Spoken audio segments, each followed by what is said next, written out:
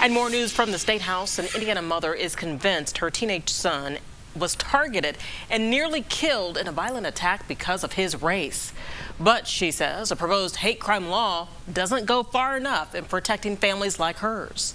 RTV6 State House reporter Katie Hines brings us her story and details of the emotional testimony from both opponents and supporters. Katie?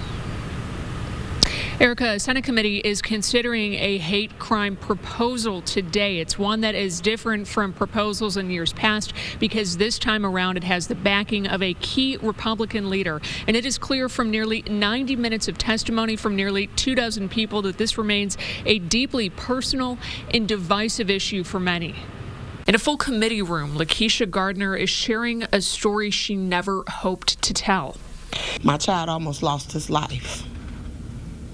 All because we're African American. The mother of 6 moved her family to the Fort Wayne area from Illinois. She says another boy started threatening her son Jason, who was 15 at the time, last April. Called him the N-word and told him to go back to Africa or his mother would be next. On June 5th, Jason was attacked in the mobile home community where his family lived. My child laid by himself, beaten and alone.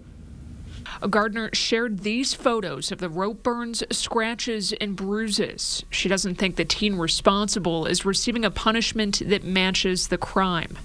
I sat in the courtroom yesterday and I watched a young man who almost murdered my child receive 30 days and probation.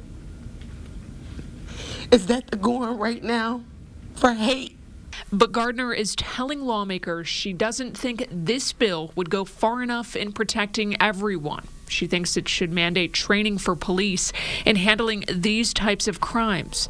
The hate crime proposal up for discussion would toughen the penalties under state law for crimes that are committed with the intent to harm or intimidate someone based on specific characteristics, factors like religion, gender identity, and ethnicity.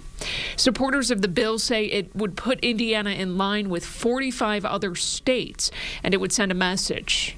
It is about telling our Hoosier neighbor, you are safe. It is about allowing our children to grow up in an Indiana where they can be proud of who they are instead of hiding their identity out of fear.